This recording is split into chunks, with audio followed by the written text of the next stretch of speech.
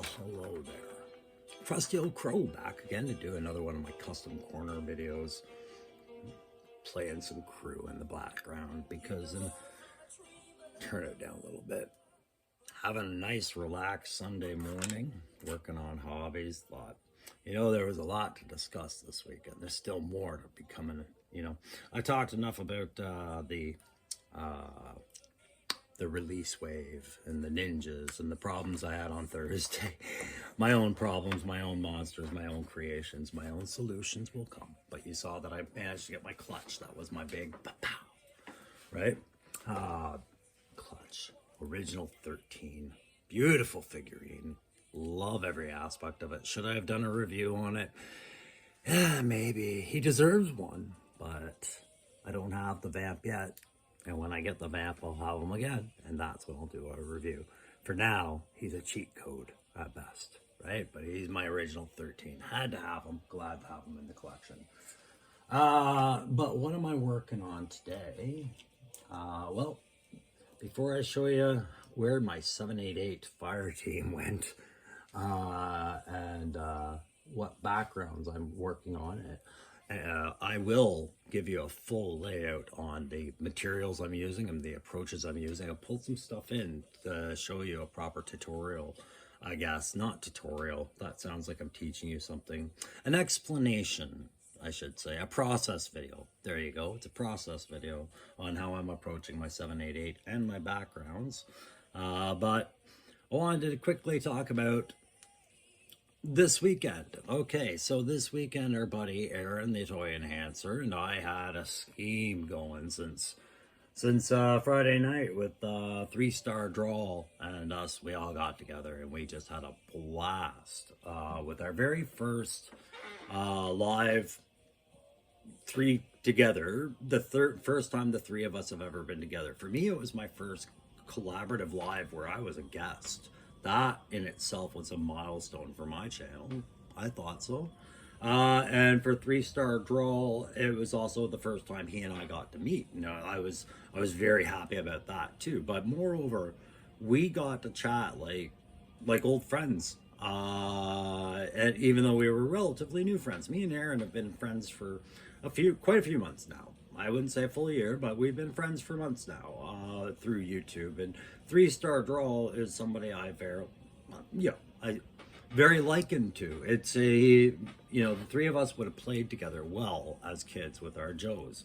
But nonetheless, I did my live Saturday morning with GIJoe on Saturday. There, the one that just passed, Mark.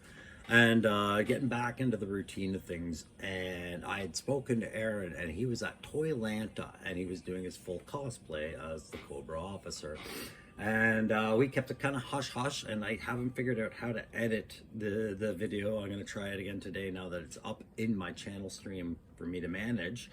To mention that he dropped by and gave us a really good cameo, like an X-Men Fantastic Four crossover kind of thing, or just like in the comics where Wolverine would show up in a Spider-Man issue out of nowhere back before that happened. Every kind of comic, bad example I guess, but it was a great crossover for our channels, and so it stemmed out of the three of us doing our things. So it inspired me to go and read how that was received when we did the three of us together. Now that we had done this cameo on my channel of him at Toylanta, which was a nice surprise for the guys who tuned in for my live.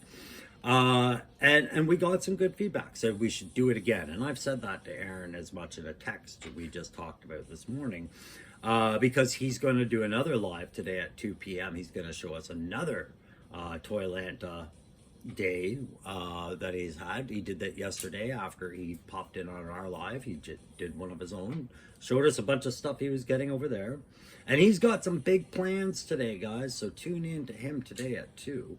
But yeah, me and him talked, and I just sent him a text. I said we should definitely do this, hopefully maybe when you get back from Toylanta. And he's just getting back to me now. I just read his text, and I said we should do another trio live because the guys kind of liked it. Like my subscribers liked it, and I think most of the other subscribers were good with it. Whether the 2-hour time frame, there was one comment, and I'll address it right now as I put Aaron back on the shelf for today. And that one comment was basically that 2 hours was indulgent, and that meant person slammed the door behind them and unsubscribed, and that's unfortunate. I don't think it was one of my murder of crows. I don't know. Maybe it was.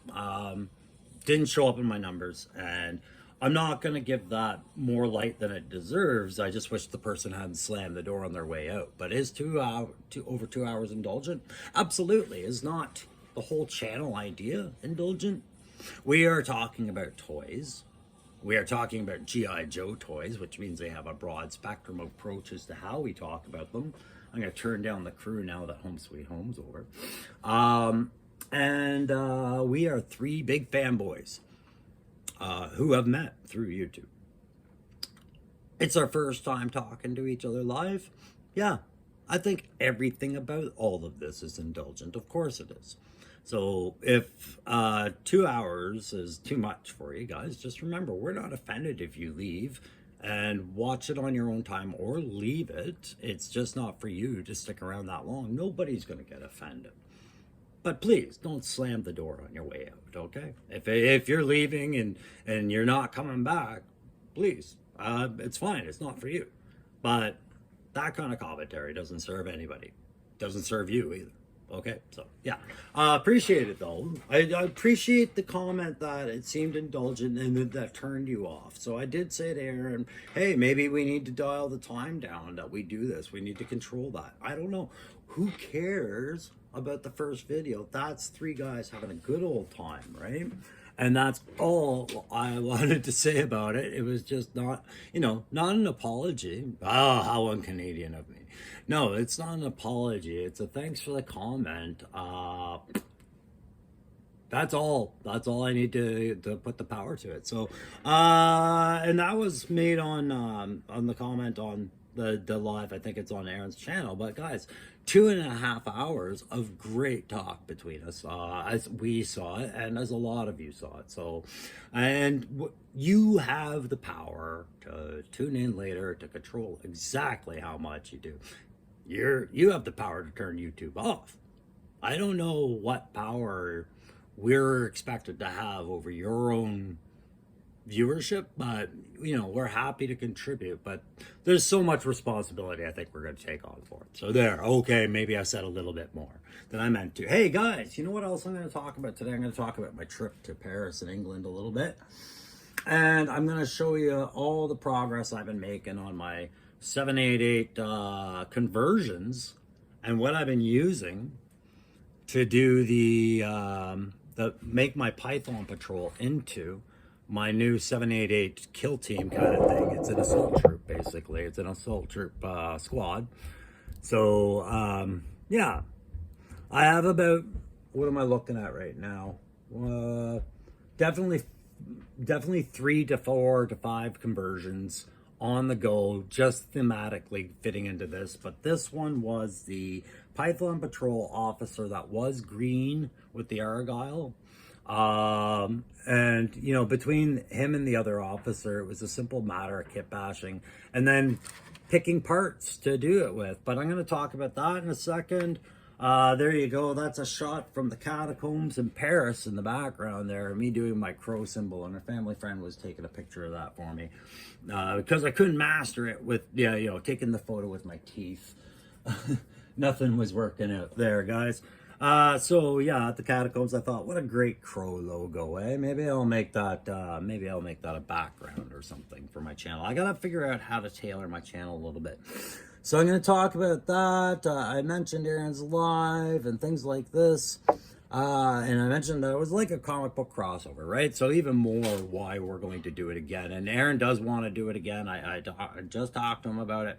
He's 3-star. If you're there, we're gonna have to work a schedule with him because he's gonna want to do some show and tell as he comes back. And I know for a fact there is something big in the works again. If you thought Zartan's Lair was cool, all I'm gonna say is that no, we're gonna start over. No, I'm gonna leave it. That's all it is. All I'm going to say is blah. There we go. I I am excited to see what Aaron is bringing back from that toy fair, guys, and you should be too. Hey, one of the things that came up is on my live that I did Saturday, as I scroll through this really quickly. Sorry, I'll talk about Thursday toy hunt. I came across that. I thought that was interesting. Ninja Coup, who the hell are you? But anyways, one of the things that came up was, I think it was Roman, and probably only Roman, but it was enough to get me thinking. You know, he bring back Specfire. Basically was what he was saying. Specfire, if you guys are newer to the channel, like within the last few months or whatever, it was this little thing I was doing to pass time between figures where I would just make up a fight between them and just kind of play you out in a staged fight of my own creation kind of idea. It was poorly staged, I'll say that. And it basically would tell you the outcome between two figures that we have in the classified collection that I had specifically in my collection, and how that fight would go, right? And I had some fun with it. I took some liberties in storytelling, got creative and whatnot. And, you know, it was back before I'd really talked about end state and all these other things, right? So, I mean, end state would have had different outcomes anyways. But Rowan has mentioned that he wouldn't mind seeing those come back again, just for fun. And I'm not against doing it again. I think I'll probably pop one or two on here soon, because I do have an idea. And it was one that I think it was, again, Roman originally that had said, well, you know, I'd love to see a range viper fight. You know, like how that would go down, right? And at the time, I didn't have the range viper with me at all in my collection. It was part of that Walmart exclusive brand, which, you know, I love Walmart exclusive brand. I love having to deal with Walmart online. I think they're better than on the shelf toy stores in every way possible.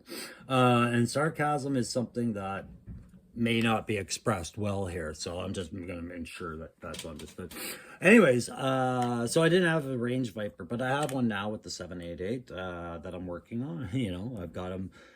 We're fit. We have the abilities now. We have quite a few more figures in our collection now than we did back when we did Specfire before. So I'm thinking I'll do Specfire for sure, buddy.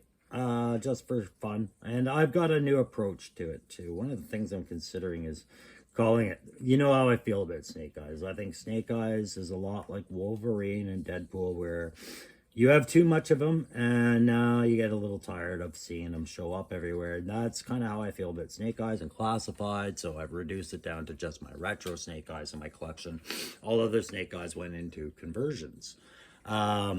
But for Specfire, I figure it'd be a fun little Joe privilege only, no matter who's fighting. If they are G.I. Joe, every round of the combat, you know, between close range, mid-range, and distance range and all that stuff, I have to roll a pair of dice. And if I roll Snake Eyes, then Snake Eyes has to interfere on that round. And that's the only way we get to see Snake Eyes in a fight for a while. I think that would be a fun little Joe factor, just some, you know, a little bit of gambling in the middle of doing a silly video, but, you know, involving some dice and probability manipulations and things like that would be fun. All right, so what do you see me working on right now? Okay, so I got to do up some shoulder flashes that were provided to me by Loki Wartooth in that 3D print bag that I got. These are great for covering shoulder issues per se, or just great on figures in general. But what I'll have to do is I'll have to take a hairdryer and loosen it up, because I'm just slightly, and I expect it to fit loosely because what arms I'm using them on are the Baroness arms from the coil set. And that Baroness is the second Baroness I have, and I'm using it to make my translator. You know, just working title. I'm calling it Franklin right now, just even though it's a female. But the translator is basically the Baroness body, some Python Patrol tack vest stuff. It fits loosely, but it's gonna work once I get everything on. So Baroness coil body. That's a Lionheart Riri Williams head from the Marvel line. I got that figure on a clearance sale at GameStop. And basically that's pretty much it. The rest is just kit ads from Loki Wartooth, and a bit of creative painting, which I'm going to bring more red and gray into this figure, and incorporate this helmet. Now, have I figured out how to do the 788 design stencil? I have an idea. Yeah, I could probably work one in on the helmets I'm using, but the all black helmet I'm using on my support fire guy, I'm not so sure if I'm going to do that or not, or if I'm going to try and figure out an alternative. But this gray one, I think I can work the 788 in okay. So those are two of the figures you see me working on in the background. So I am painting that. I'm also doing a slight modification to a couple of pieces of kit that Digital Diarrhea sent me, in just trying to make them fit more thematically with the red, the black, the gray of the 788. So this shelf, I've taken it out of the pegless backpack, which I'm just going to glue on to the webbing that was provided for it, or sorry, the harness mount. I have just basically painted that green shelf red for now, and I'll accent that a bit. I've also painted a brassard for the sleeve. That comes from the Python Patrol as well. That's going to be for these fire support guy, I believe. Or sorry, or will it be for, yeah, it should be for the fire support guy, not the saboteur. There's the saboteur we're working on. So yeah, basically their own Firefly, so Firefly can go do his own thing. Not as talented, but you know, more available and using more direct and practical means. Sometimes Firefly goes over the top, right? Just saying. That's my opinion on how I would see Firefly anyways. But again, these guys fit in with that whole end state theme. And what I was saying is, like, for my universe, kind of my Joe shelf, in the red and black, fits well with the Crimson Guard. It fits well with the idea of the Crimson Siege, which was already a part of the theme of end state anyways, the occupying US. When you read the Skybound comics, we get introduced to Major Blood's personal Cobra retinue, basically, called the Bloodhound, Bloodhounds, I believe. And sorry, I won't reveal which comic that was from or anything like that, because some people haven't read them all, but there's been discussions on them online enough that I'm comfortable talking about them. And they don't look like them per se, but the colors and everything work for the concept of them in an end state concept. But yeah, the new Bloodhounds look like they're more based off the old body design of Major Blood, kind of paying tribute to that. So yeah, that shelf will just be in there like that. So I'm going to go on to explain which colors I'm using from which sets I'm using. But before I do, if you guys want to hit that like, share, subscribe, because it's important to the channel. And like I said, I'm also going to talk about the plans for this group as well. Bring Major Blood into the picture, or as I had him, General Blood. But yeah, the like, share, subscribe, it's important to that algorithm. More than it is to me, but I am trying to grow that channel, and I'll tell you about that 350 contest. I'll give you the update on the prize pack, recap everything, and how you can win a couple of cool things from me in the prize package, he says in this terrible Jamaican accent. Yeah, I couldn't get worse than that. Can you? I can.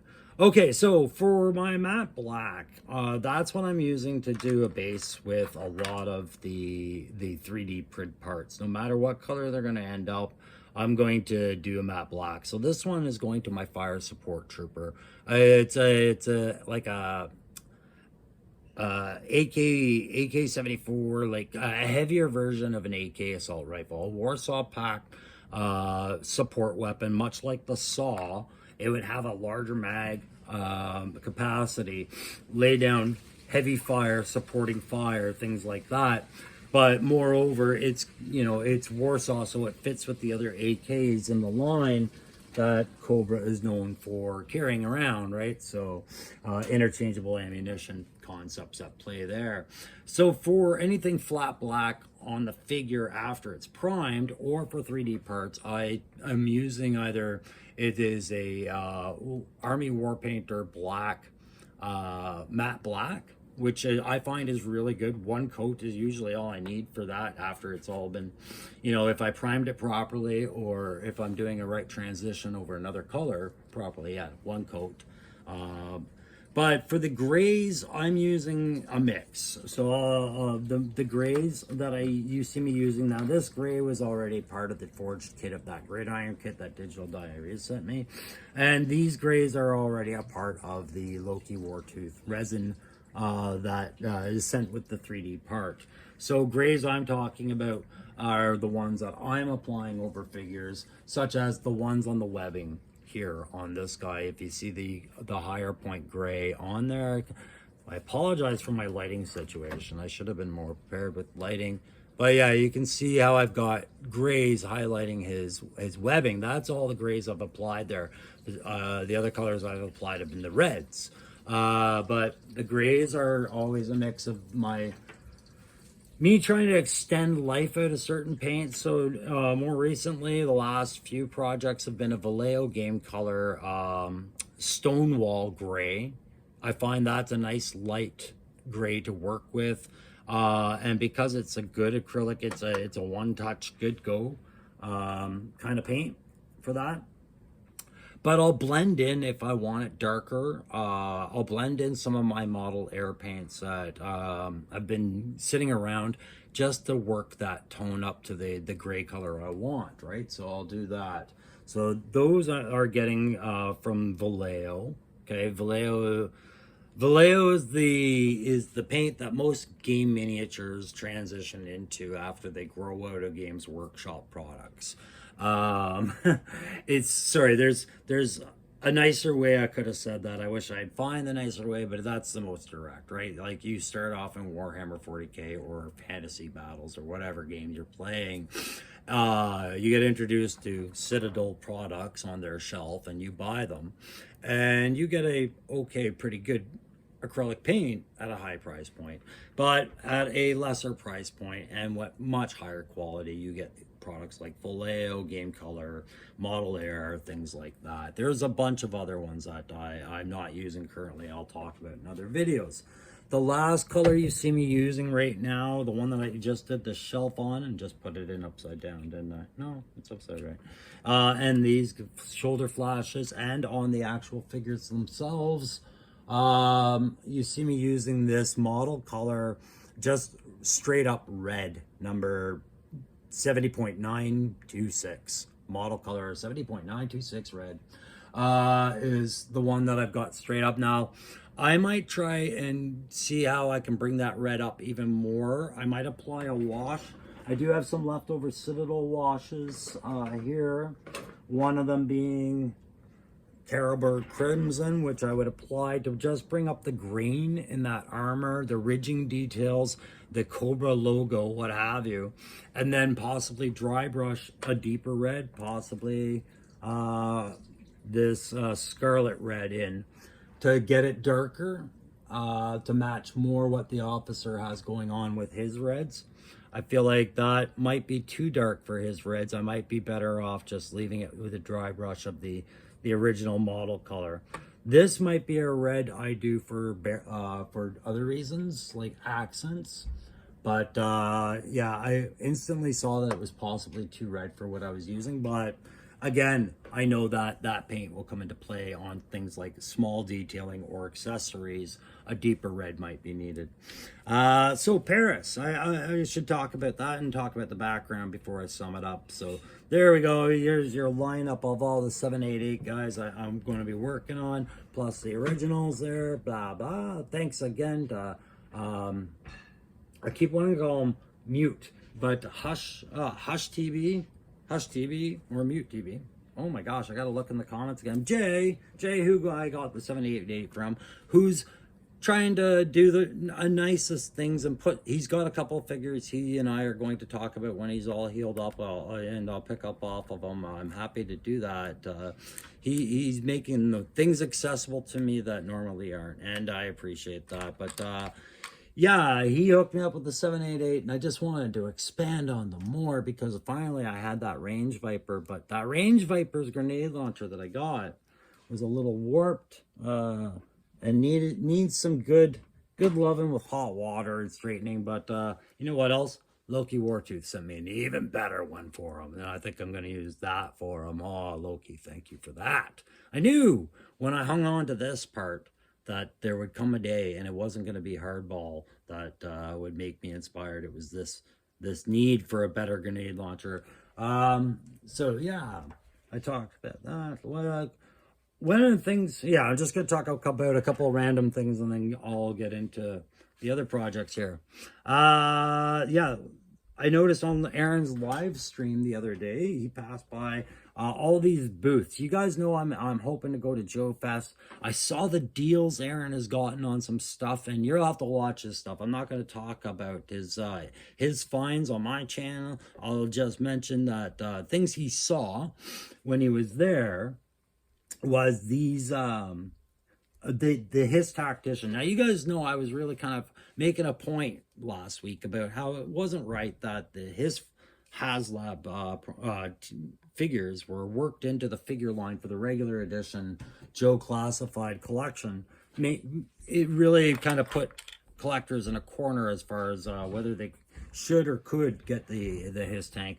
But when I see vendors selling them loose, that gives me hope. I do hope that I see these kind of things at Joe Fest, and that I've saved enough pennies to maybe pick up a couple of them. I wouldn't expect to get all of them, but he also showed us so many other deals. It's like, yeah, okay, if I go to Joe Fest, I'm going to pick up something special. I know I am. I'm going to find something special, be it a Chuckles, be it a Blood, be it a whatever, his tactician, or whatever convention exclusive I can get my hands on. That's the goal, is come back with something unique for the channel and for the shelf from the Joe Fest. And yeah, Aaron's even, apparently he's got some cosplay ideas in mind for me. I had some as well. I'm going to bring a couple options, I think. But yeah, I'm excited for Joe Fest and seeing things like that. And what I saw Aaron showing us on his channel, and what I know Aaron has picked up for his channel, and yeah, it's good to go, man. I can't wait to see that stuff.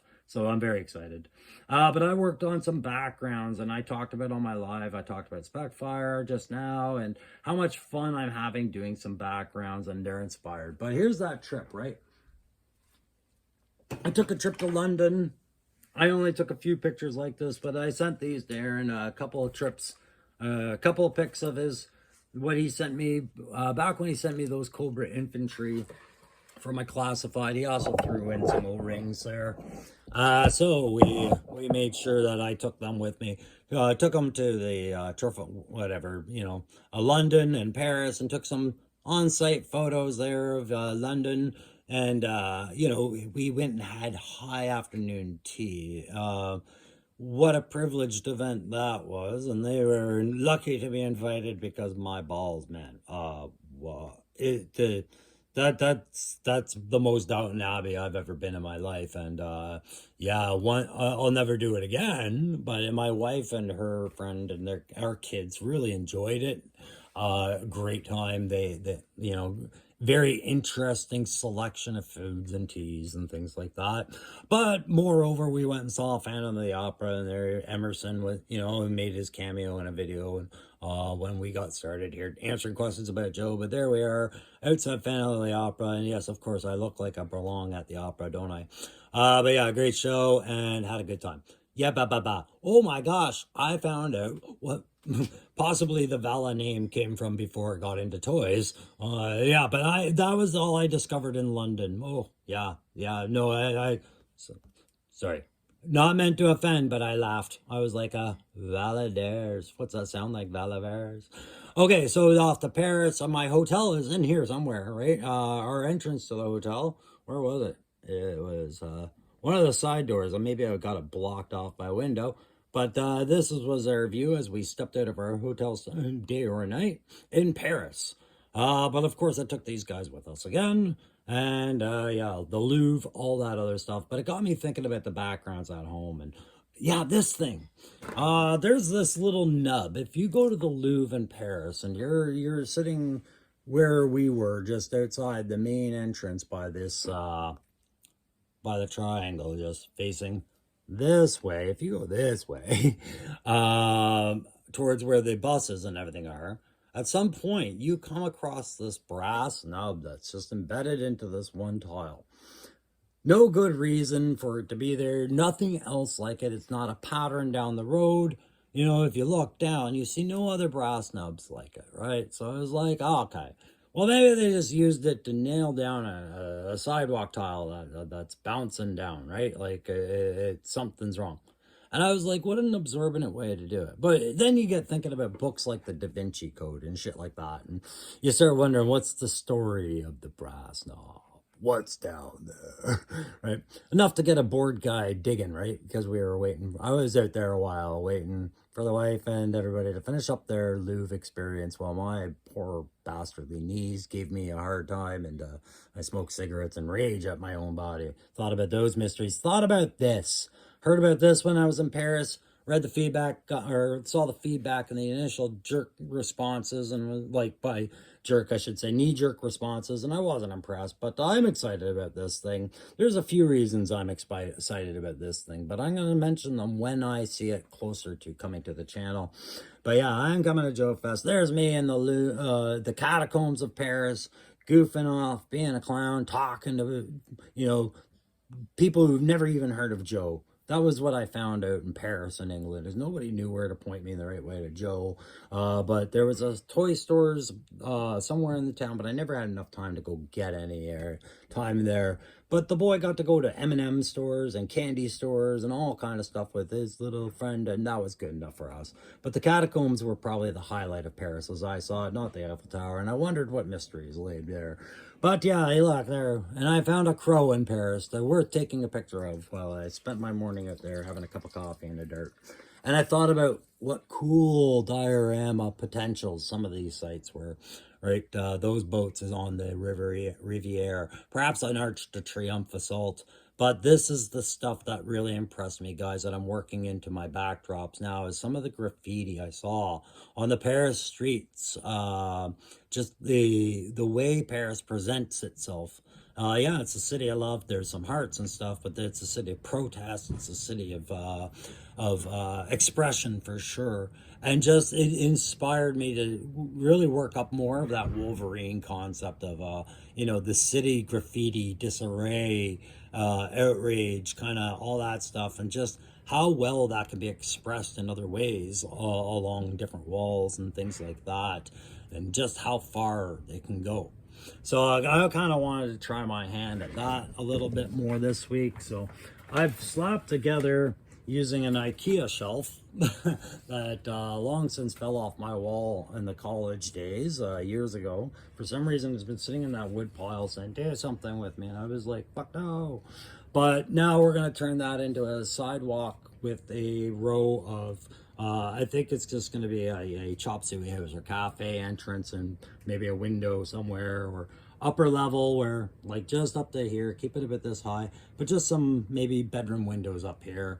Just have it like a little bit of a, you know, a street sidewalk area, using cork board to just kind of do my sidewalk and my asphalt. I might lay something better over that cork board. I'm going to use a box that I've been cut up over here. I salvaged it of the wife's chocolat collection from Paris, and I'll use that to do an entrance, or like I said, probably a chop suey house, because I have some signage for that. And then, of course, my old plastic card sleeves for hockey cards, which I have an abundance of, will help do things like bedroom windows or doors, right? So that's where that project stands. But you can see I've got it started on some of that Parisian graffiti idea that I was working on, right? Or thinking of. So those are the projects I'm working on right now. And of course, I've got to get a better brown to finish off the Wolverine characters that I want there. I want a better brown for his hat. But I've also got to get that green worked out more. There's another green that's got to go in there. That's going to be an eye test, but we're going to get him done this week. She should be done at the exact same time. Very little left to do with her, except maybe the hair and the beret. Really, it's that's about it. And then detail this sweater around her waist to do something with that. Very close to being done there, but the 788 are really the priority again now. just because they should be a quick and dirty, not much to do to each of them, and then they're done. And then I also want to get these things dry brushed today. So these things being a few of the vehicles I had talked about, get them dry brushed. As you can see, like I said, I've done some more work on that display. It's been a good weekend, and it's going to be a good week. Hey guys, that's going to sum it up for today. Let me just go through my quick notes, make sure I talked about all of what I wanted to do. Yeah, we got all that. Did I? Oh, yeah, the translator, human interpreter. Yeah, I talked a little bit about Franklin for sure. Vinsky and Culpepper are the working titles for the others. I give everything a working title so when I draw it, I know which one it is, right? And I do a lot of drawings of it when I'm working out problems. Like this sketchbook is filled with me working out problems and figuring out stuff, right? So I've got tons of sketchbooks on this stuff. So the 350 contest was the last thing I was going to mention, guys. The prizes as they are basically, if you go back and you see the sign that says 350 contest, enter here, and I'm holding up a sign, that's the video you got to enter in to be included into this draw we're going to do once we hit 350 subscribers. You're going to win the character you describe. I'm going to build that out of whatever toys are necessary to build that character. And then I'm also going to we're going to send you another figure for your collection based off what I have on the available retail shelves here in Ottawa at the time. Like a normal overshelf figure. We're not going to do huge deluxes or anything like that. Just a nice figure. Maybe you need a Python Patrol. Maybe by the time we get there, Quick Kick is sitting on the shelf and you need them. I don't know. Okay. It'll go down like that. We're also going to have some 3D printed parts set aside for you from Loki Wartooth. We've been building that up and there's more coming from him. That's amazing. Thank you so much for your support, Loki. I call Loki my unofficial sponsor on this because really he's just doing me really good deals, and all I can do is in return is just tell you those deals are on some good quality stuff, boys. You wait till you see the stalker stuff he's sending me, or it should be here soon. He sent pictures of it. We've got some neat stuff on the way coming. Between me and him, we'll keep you entertained a little bit. But yeah, we're going to throw that in. Custom art. I have some drawings set aside that I started doing. Some guys mentioned characters to draw, but I did them on really small card. I've abandoned that project, but I'll still throw that part in. But what you're going to get for the custom art is a custom creative write-up for the character you described, and some art, the concept sketches and any art associated with that I can throw into that. I'm also going to give you one of these stages that I love so much, and that Aaron the Toy Enhancer, I sent one out to him because we just love them. You're going to get one of those, and anything else I can cook up between now and then, I'll see. Okay, but that's the 350 prize. I feel like it's a strong enough prize for 350. 500, 1,000, those prizes, we'll see where we go with those. All right, but that's what you got in this time. And yeah, all right, guys, that's going to sum up the video for today. Like I said, like, share, subscribe. See you soon. Remember to watch 2 p.m. today. Aaron the Toy Enhancer at Toylanta. Going to show us some pretty cool stuff. Guaranteed. Bye.